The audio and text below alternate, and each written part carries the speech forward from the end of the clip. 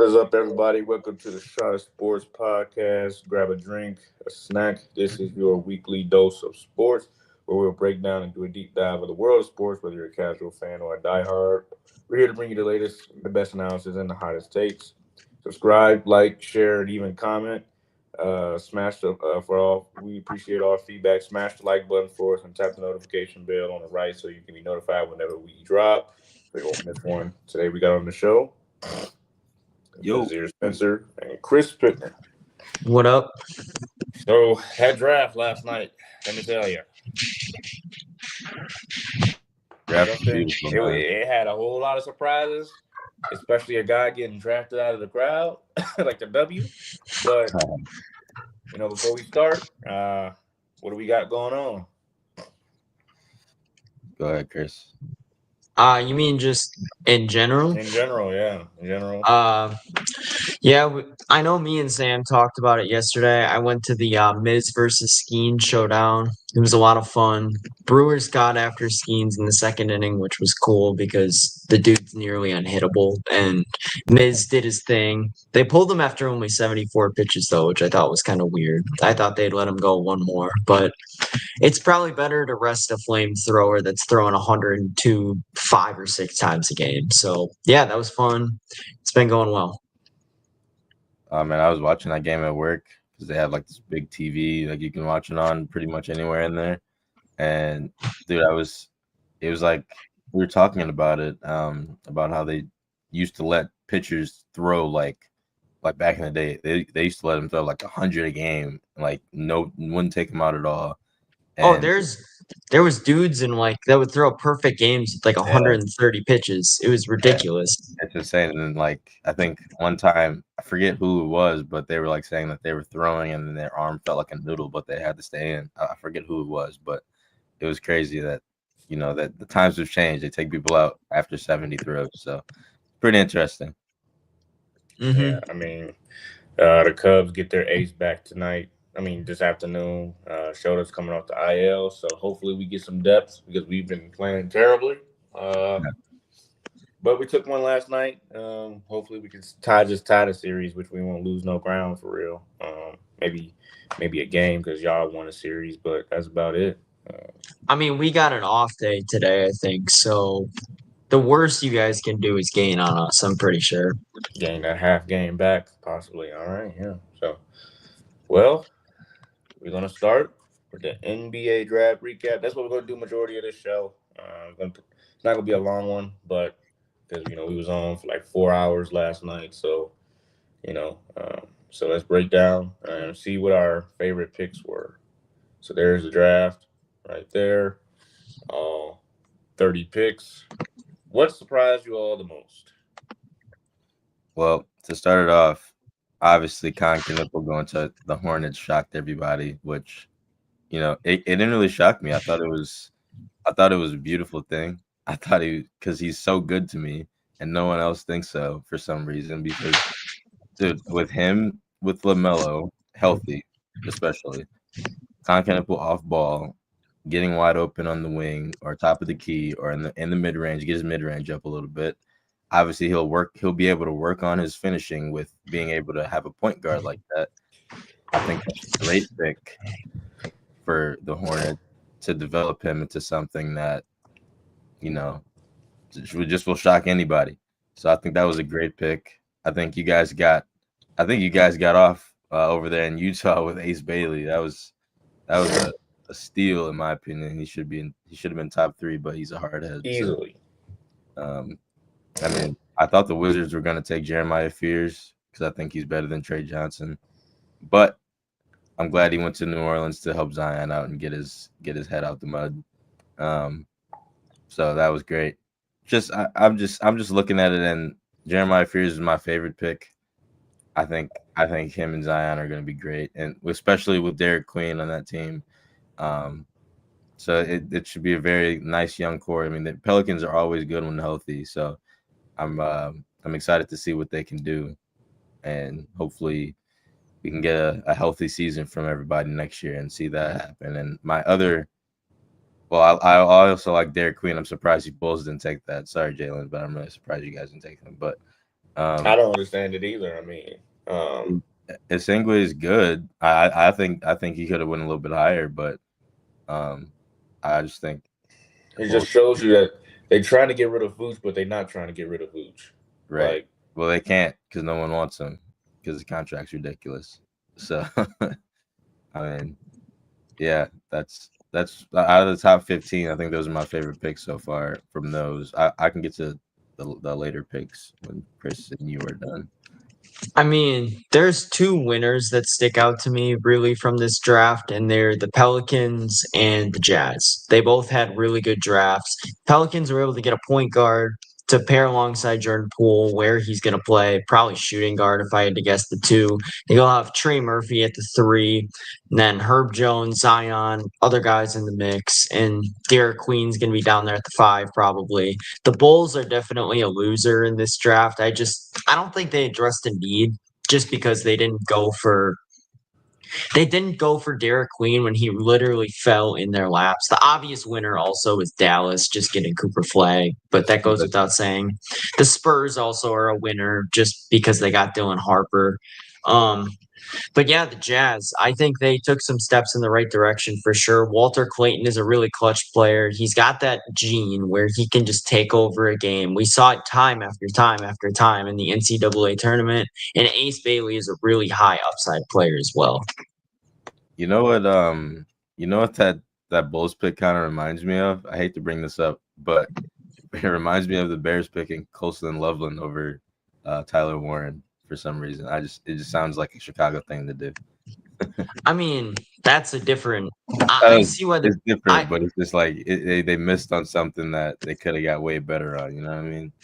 Yeah, I mean the thing about Loveland too is like they drafted him for scheme fit. I don't know really what the Bulls are trying to do, and I said this to my friend last night too. This is a reason why bad teams stay bad because he was frustrated with obviously not taking Derek Queen, and it's like drafting things that you don't need and just rolling with mediocrity at certain positions is why bad to mid teams stay bad to mid. Yeah, I mean, I don't know. I mean, I think the Hornets had a decent draft too. They got two shooters that, having Liam McNeely, slide to them at 29 and steal. Then Con Knippel already. He got taken around where he was going to get taken. But I think the Hornets won some too. I mean, they didn't have no shooting whatsoever. Now they got two shooters that can shoot the lights out. So it's like, pair that with a LaMelo Ball who's flashy, can pass, and obviously they just got rid of their big, which sucks. But they'll be able to find a big or somewhere in free agency. But I mean, Nick Richards isn't terrible either, but that team, I feel like, I don't know this for certain, but I feel like they're going to have a decent amount of cap space this year, right? They don't have a ton of guys on big deals. Nope, just LaMelo. Or if you start to talk about the Hornets, right? Yeah, and I think Miles Bridges is on a decent one too, but his isn't nearly as steep. Miller. I don't know if Brandon Miller hasn't gotten signed yet. I gotta check that. I think he's still on a rookie deal. It's only like his 3rd year this year. Oh, so he probably has like a team option coming up or something like that. But another one that's underrated is the Nets. They had a kind of a crazy draft. If you really look at it, they had the 8th pick, the 19th, the 26th, and 27th. I think they traded one too. I could be wrong. Oh no, maybe they didn't. They had 19, 22, 26, 27, and 8. I swear they might have. I think they might have traded one, but I'm pretty sure they got a pick on Tuesday from that Porzingis Atlanta trade that they were also part of. They didn't give anything up in that trade, I don't think. No, not.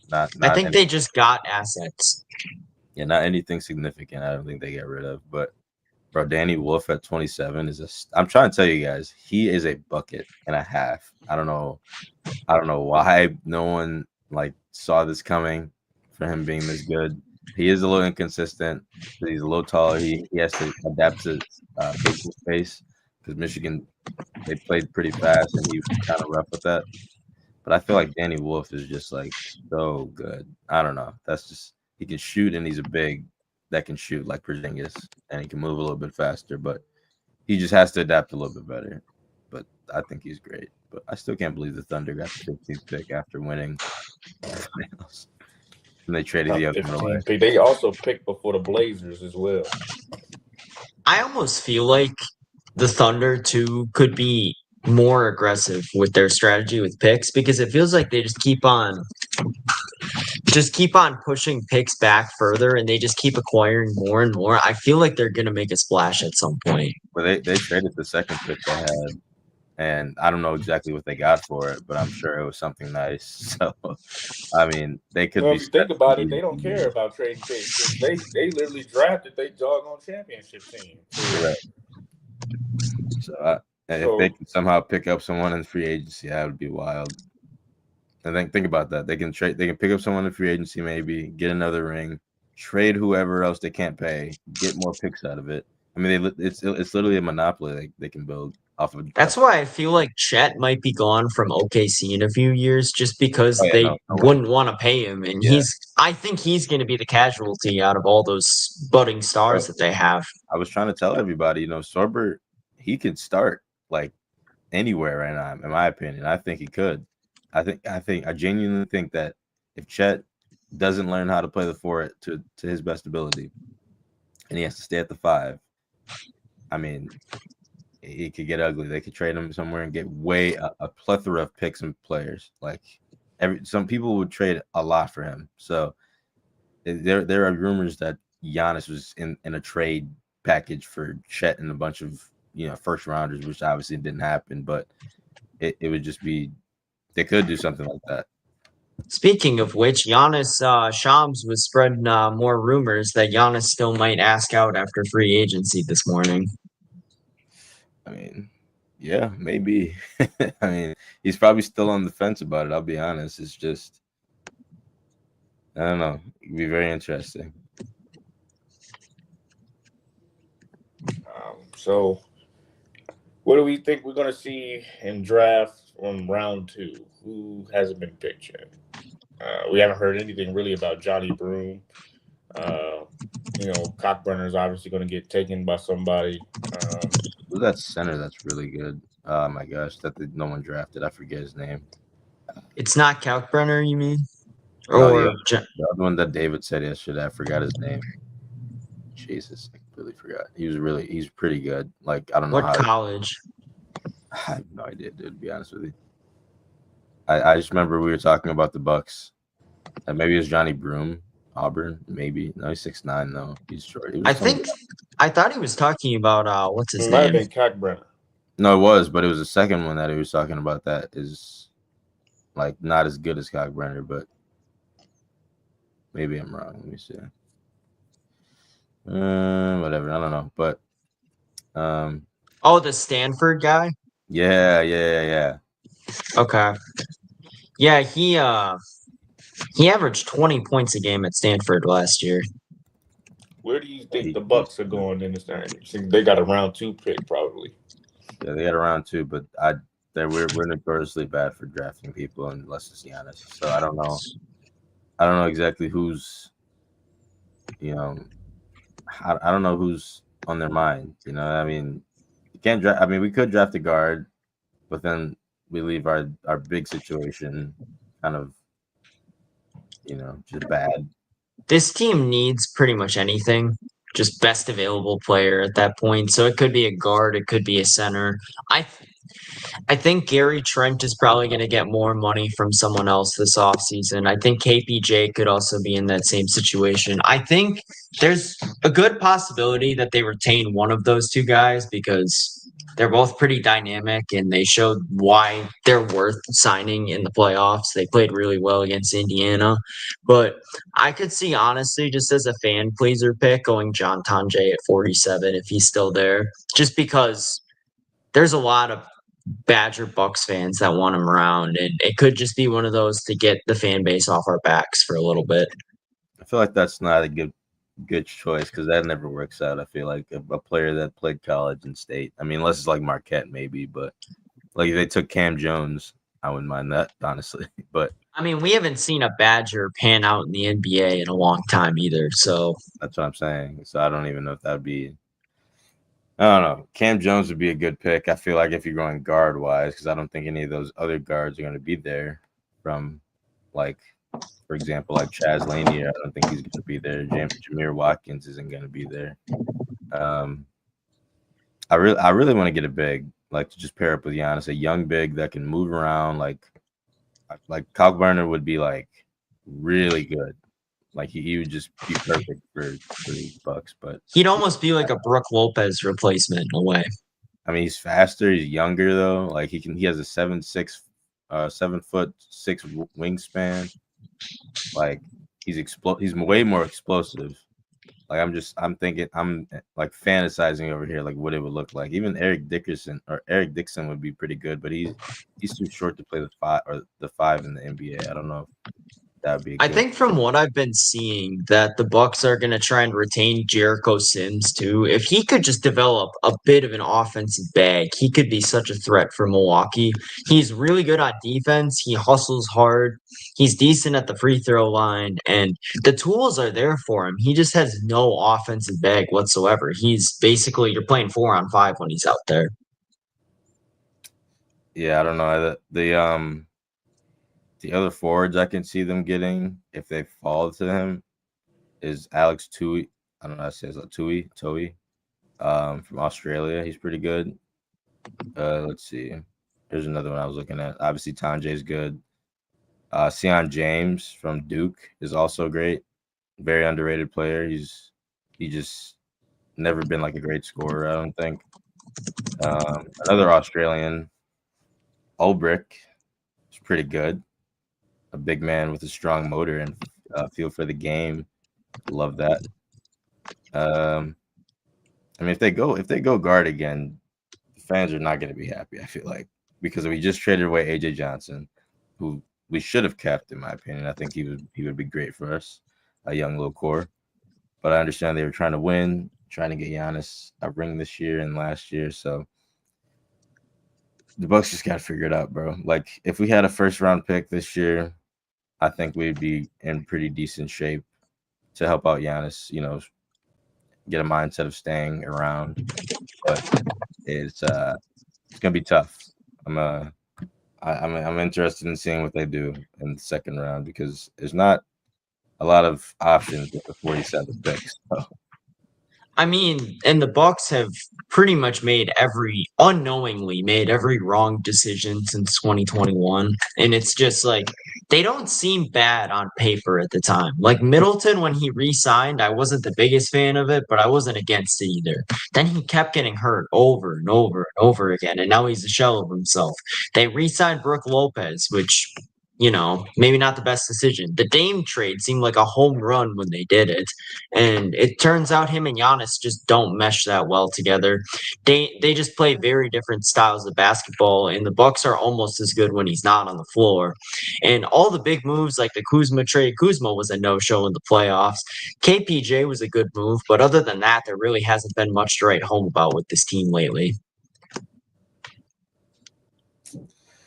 Yeah, Jalen, what are you expecting in the second round? Do you guys have a pick second round for the Jazz or the Bulls? I believe so. I mean, if anything, I'd want the Bulls to get Johnny Broom, or whatever, because they just don't have enough bodies. I mean, when you look at, they got Vooch, you got Bazelis, but he's kind of small. He's more like a stretch. You need somebody down low that can have a post game and work down there and things like that. So I'd like somebody like Johnny Broom for the Bulls. They picked number 45. So I mean, he's a really good rebounder too, which is something else that you guys could probably use. For the Jazz standpoint, we have number 53. I wouldn't mind getting. You just got to wing 2 shooters. So I would say, I wouldn't mind getting another big. Bro, the Hornets have two back-to-back second rounders. That's crazy. I wouldn't mind Jazz getting another big down at number 43. I mean, obviously the 43 pick may not, really see much time, but he can work in the G League and, you guys traded them to Washington, I think, right? You guys have 53. I know that. I'm looking at it. It's traded to Washington. Oh, 43 we traded. Okay. Yeah. Then 53 you got. Yeah. Yeah, then I just find out some big or something because Walker Kessler can't do it by himself, and Flip is like a 4. So I would try to look for maybe a big or something down there to see what you can get out of it. I mean, if Kalkbrenner's still available, that would be a good fit for you guys. Oh yeah, that'd be like icing on the cake for real. I mean, any team could use a stretch 5, but especially the Jazz, where Walker Kessler can't exactly space the floor very well. It gives a different dynamic when he's off. Right, that's what I'm saying. Yeah, so maybe a Cockburner for us and the Bulls, maybe a Johnny Broom or something, because they don't have anybody in the paint that can actually bang bodies for real. Man, I know people want Tanjay, but I don't know, man. Something's off about him to me, bro. The thing about Tanjay is he's 24 years old already, and when they played against good teams in the tournament, he really struggled. Or the Big Ten, good Big Ten teams like Michigan and Michigan State were able to lock him down at one point or another, and he wasn't able to get good shots off against them. So he's also not a good passer, like at all. No. He's kind of one-dimensional in that he scores a lot. He can score at different levels. He can shoot the 3, he can drive to the rim, but he doesn't provide you a ton besides that. Yeah, you got to get him open, and he can't make his own shot. I don't think. I don't know. I'm not sold on him at all. I think if we're gonna go in-state, if the Bucks really want to go in-state and get someone, I know people are not gonna want this, but Cam Jones is probably their best option because he's explosive as hell. He's pretty efficient. He can space out. He's just not the most explosive guy, which I don't really think you need, but it would help because KPJ was like that, and we saw how much of an impact and fan love he got. So I mean, like I said, if you want to go in-state, Cam Jones is it. But if they really want to draft well, I think they should get a center. I really do. Center. I mean, we don't know what's going to happen with Bobby Portis this offseason either. There's a lot of questions around him. We could be out our top 2 bigs after this offseason because Brooke, it's all but guaranteed that he moves on, and nobody really knows what's happening with Bobby yet. Hey man, I got to meet Bobby yesterday. That was pretty cool. He walked downstairs. I don't know what he was doing there, but he just walked down there. He said, "What's up to everybody?" Cool guy. But yeah, he's probably out of here. I'm surprised he didn't get traded like during the draft to get like a pick or something for us. I'm really surprised. I think that says bench scoring. I think I don't know. His bench scoring. I don't know what his value is though. That's the thing, because if he had a legitimate amount of value, I think they would have gotten rid of him already, and they haven't. He definitely has some value, like a low first round pick. We could have got like 25 or something for that for sure. I just don't know what else we'd trade for it because I know that's another part of it. We'd have to trade like a future pick, which we don't have. So it'd be pretty interesting. I'm trying to let me look at what the Bucks have. Bucks future pick. I wonder what the Heat are doing. Nothing until 20. I mean, they have pick swaps, I guess. The Heat? What about the Heat, Jalen? So I wonder what they doing. I mean, they didn't move nothing. They just kept the 20th pick and said, you know what, we're good where we're at. You're not good where you're at. That's what they always do. They just kind of they've gotten lucky a few times with the playoff runs that they've made and getting guys like Gabe Vincent and Max Strus and guys of that caliber to really step up and be legitimate options for them in the postseason. But objectively, their roster right now is not very good. And I don't see a real direction for them either. They're kind of treading water. They're not moving one way or the other. They're not trying to tank because they're keeping Bam and Hero around, but they're also not really doing anything to improve their roster significantly either. Look, this is what Pat Riley does. This is why they didn't trade their young core away for KD. They thought it was ridiculous, which, okay, maybe that was a smart move because maybe he's still trying to rebuild a little bit. Understood. But when you get a chance to get KD, you're going to keep Bam and Tyler Hero on the team. You could still draft pretty well. I mean, well, maybe you had to give up that pick, actually. But you get KD, you keep Tyler Hero, and you get Bam. That automatically puts you above where you were last year, in my opinion. I mean, this pick that they got, Jokic Jonas, that's pretty good pick. It's just like it doesn't really move anybody. I mean, you already have Hero. Well, He'll be back in a second. But like you were saying, yeah, it doesn't really move Hero. It doesn't, open up the floor for I don't think Bam that much.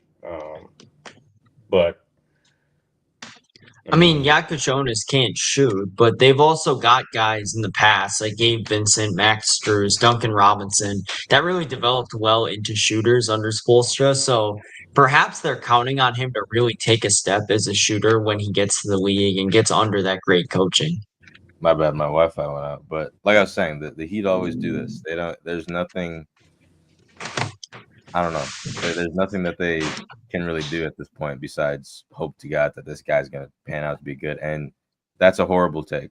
The Nets had arguably a top 3 draft in the entire draft. They did not sell whatsoever. They got Danny Wolf, who's really good. Ben Saroff, who's also really good. They had 4 picks? 5. Right. They had 5. They had 5. They had Drake Powell right there. Nolan Tret. I don't know that one guy. I don't know. Traore, I think. Oh, there it is. Drake Powell. Yeah, I didn't even see that. Wow. Egor Demon is a great pick. I don't know what he's talking about. The Nets had a great draft, and they're gonna continue. When you have 5 picks in the first round, it's kind of hard to. It's hard to have a bad draft. That's not gonna. Right. I mean, you're a winner by default at that point. I think they had a top 3 draft, and I think that they were literally cooking the entire night. Like the entire night, no one thought that they would get all these players to surround other players, maybe even replace. They could trade other players now and not break a sweat because they have so much young talent. I mean, I guess the way that you could look at them being a loser maybe is that they didn't use, those 4 picks in the last 11 to trade for someone like a Giannis, for example. And they just chose to go with the picks because I feel like they could have packaged those and maybe a player or two and gotten someone really, really good. They wouldn't be able to get Giannis with just picks like that. There's no player on their team that would be, valuable enough to get. But, yeah, they got 4 international players. They got Ben Saroff from Israel. They got Nolan Traore from France. Yeah, Traore from France, that's a great pickup. He's really, really good. Egor Demon from Russia. I mean, what do we? I'm trying to figure out what they can't draft because they drafted pretty well to me. I don't know, but they had top three draft to me. They should have traded what though? What would they have gotten? I mean, having that many picks with a chance of getting all these great players who have a high ceiling. I mean, there's no point in them trading. They literally did exactly what they're supposed to do. I mean, the reason I brought that up was just because a lot of those guys, like Drake Powell, for example, is pretty raw as a player, and you have to have good developmental facilities in place. I don't know how good their development's going to be yet, obviously, because a lot of the guys on their roster are still really young, or guys like Cam Thomas have developed well, but a lot of them were traded in, like Cam Johnson, for example. It's hard for me to really know. Nicholas Claxton actually hasn't really taken too many steps forward on offense. It's just you can draft all these guys with high ceilings, and it can be considered a good draft, but you have to develop them as well. I mean, I feel like all the players they drafted are good enough to be developed into pretty high ceiling players. I think that, bro, I think the Nets are set for a few years. Like they can develop these players. They can do the Oklahoma method, find a good star. Obviously, Cam Thomas is one of their stars. If he stay healthy, and just build off of that. I feel like that's not even that crazy to say to me. But obviously, they're not going to be contenders again for a while. But unless they get another star player to have next to Cam Thomas, maybe. But again, I think they had a great draft. So top 3 draft for sure. Who do you guys think had the best draft? I got to go with New Orleans. I think they just had 2 really good picks. Utah's probably number 2 for me. Obviously, besides the top 2 picks, which were pretty much set in stone. Yeah, I had Pelicans at the best because they got Fears and Queen, which I thought was ridiculous. I don't know how they got both of them. But I mean, Queen was mocked around 7 or 8, and he fell all the way to 13. Trailblazers did, yeah, they didn't have that great. I mean, Young Henson he's pretty good. I was watching his highlights. I went after we got off and watched highlights. He's actually pretty damn good, but he's just Yeah, but no, at 16 is crazy. I think they could have waited 20 more picks, traded less, and gotten him. I mean that's not a great pick in my opinion. I just feel like he's good. Like, I don't know. I was looking at his profile, and he did really good at the draft combine. I'm pretty sure. Let's read the analysis. It says few prospects in the 2025 NBA draft have experienced a bigger rise in draft boards among experts than Yang, who continues to wow scouts with his impressive ability to make an impact on both sides of the ball. Yang has enough potential to be a starting caliber center in the NBA in only a few years, though for that to happen, he'll need to add muscle to his frame and get used to the speed of the NBA games.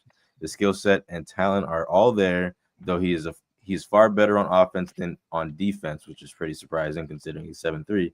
His size and instincts compensate for most of his defensive limitations, but most of his upside comes on offense due to his ability to score a pass at all three levels.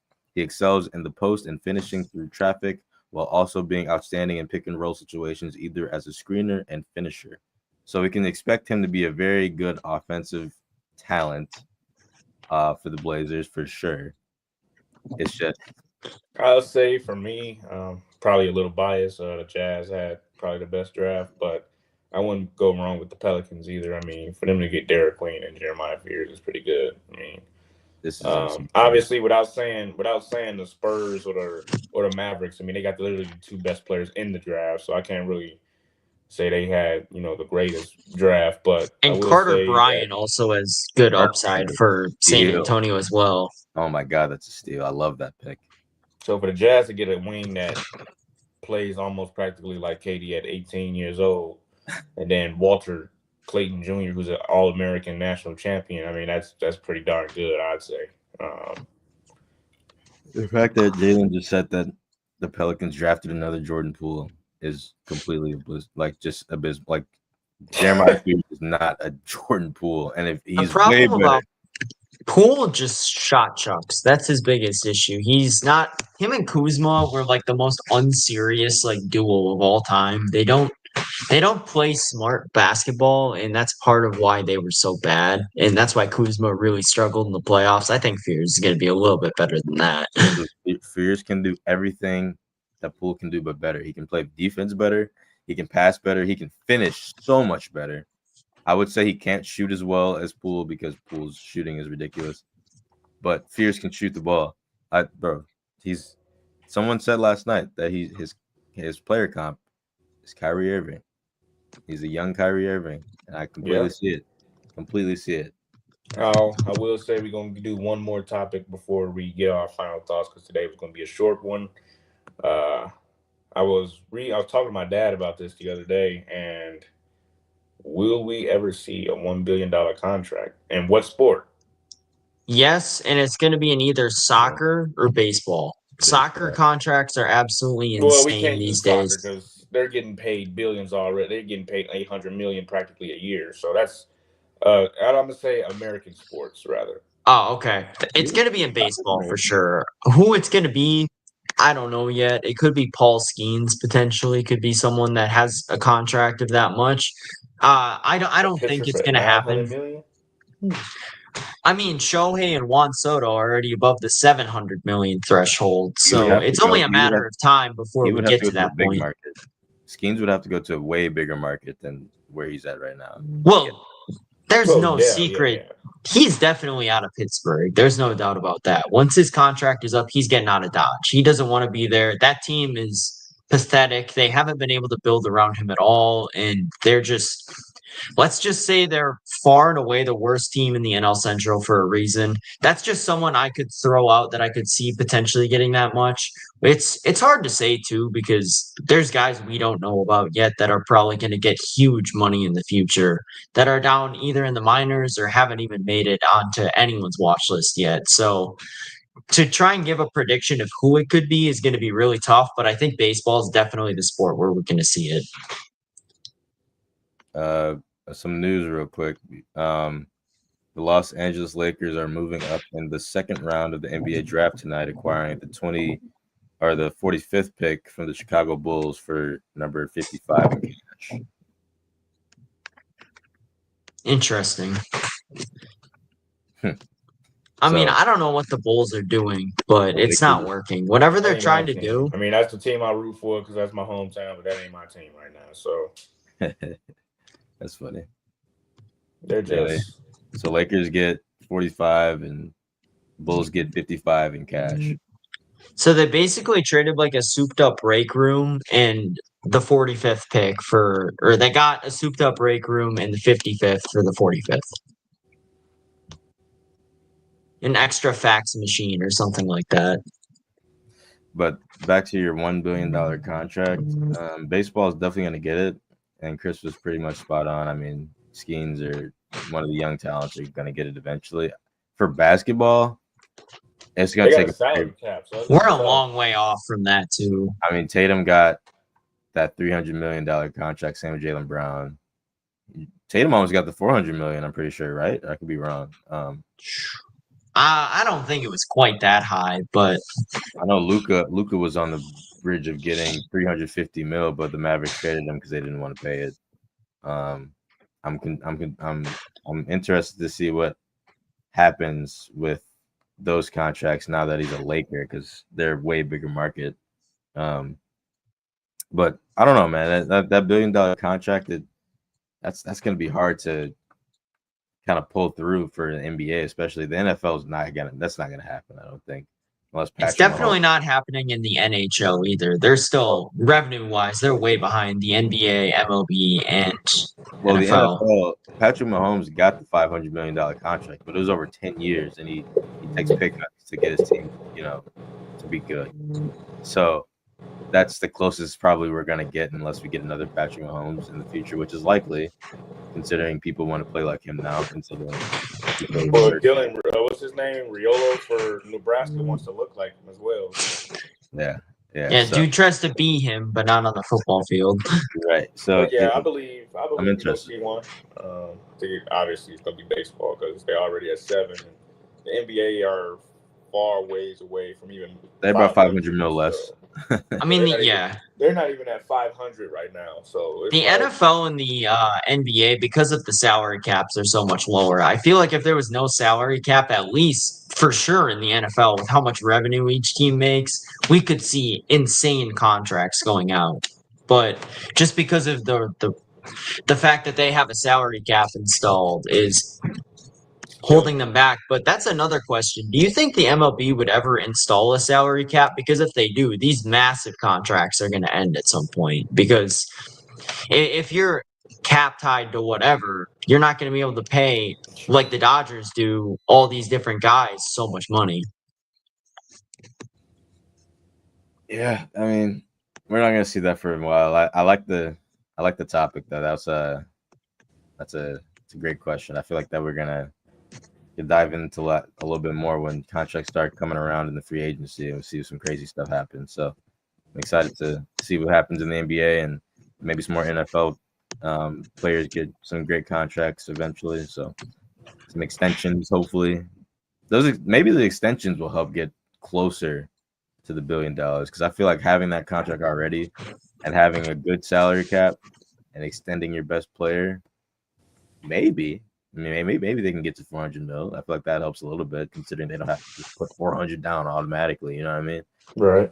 So, like for example, like say if like Embiid's making like 100 mil, 150 mil in the next like 2 years, or something. Like they could extend him for some reason and make it like 300 mil or 350. You know, in the next over the next like 5 years. So that's probably the method that we can get closer to it, but I don't see it happening anytime soon with these players. So yeah, I can agree. I believe that we'll probably see it in baseball obviously a lot quicker than we will in any other sport. So we'll just jump right into our final thoughts for the day.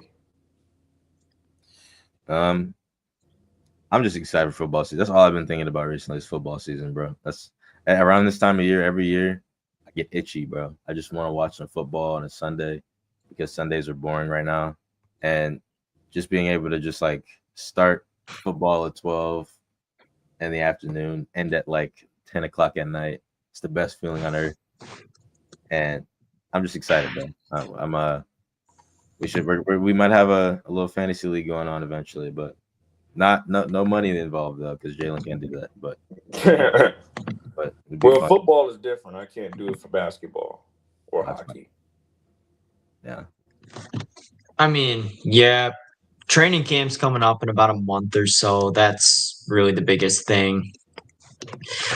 We've kind of reached the dead zone or the dog days of summer in terms of sports now that both the Stanley Cup and the NBA Finals are done.